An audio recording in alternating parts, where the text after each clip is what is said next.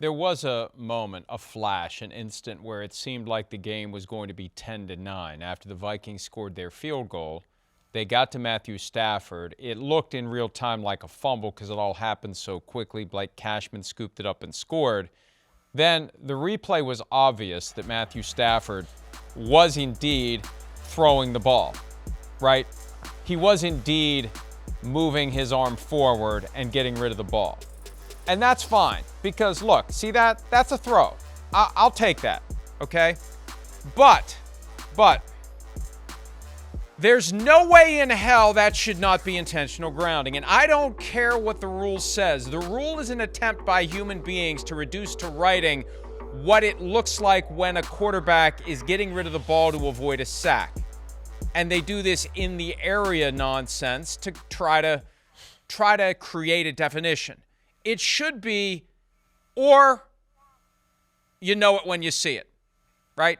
If no receiver's in the area, or it's obvious to the person of moderate intelligence that the quarterback is just simply trying to get the ball out of his hand so it's not a sack, which is clearly what he was doing.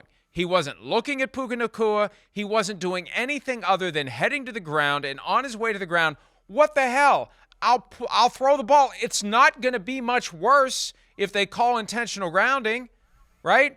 I'm just going to throw the ball and take my chances, and maybe I'll get lucky. Maybe it'll land within 10 yards of a receiver, and they won't call intentional grounding because they've got a bad habit of not calling intentional grounding. That is, to me, and I always look for indications of idiocy. That is an indication of NFL idiocy that play is not intentional grounding. He's not looking at a receiver. He's on his way to the ground, and I don't fault him for gaming the rules as they currently are. It's smart. I'm just gonna do this and get rid of the ball, and maybe I'll get lucky, and they won't call it grounding, even though anyone with any amount of common sense knows what he was doing, and he was trying to avoid the sack, and he got away with it. It worked. I mean, bravo. The deeper issue is that rule sucks. You've got to allow for the possibility that what we saw last night is grounding, because it was. And think about this, because I saw Bill Belichick on the Manning cast, and it was like, there's no calls that help the defense. So now you have these guys who are rushing the quarterback. You have to slow down because you can't hit the quarterback too hard. You can't fall on them with all your weight. You can't do all these things.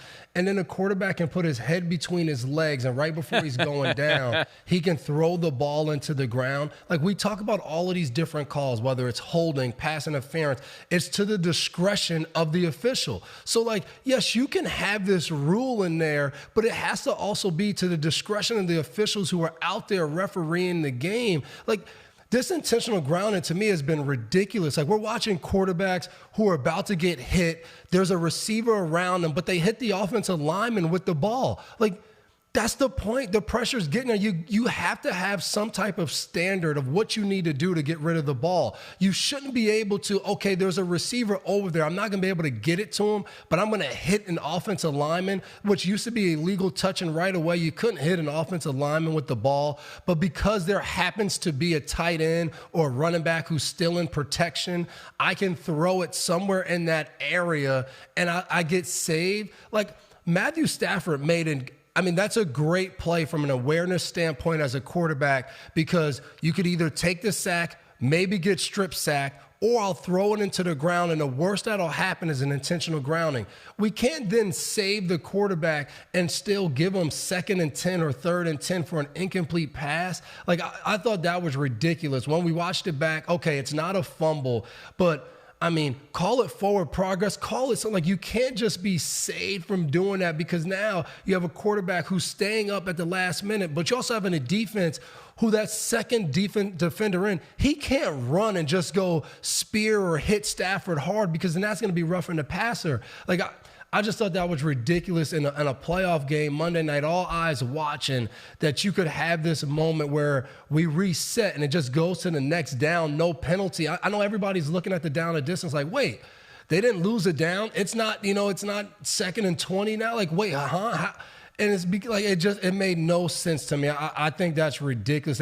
That was, to me, intentional grounding is something they have to come to in the offseason and say, We have to change this somehow and make this just make more sense. That simple. Make it make more sense. You said something there that caught my ear. You talked about Matthew Stafford's awareness. And, hey, if they bump up his Madden awareness, Jets may want to trade for him.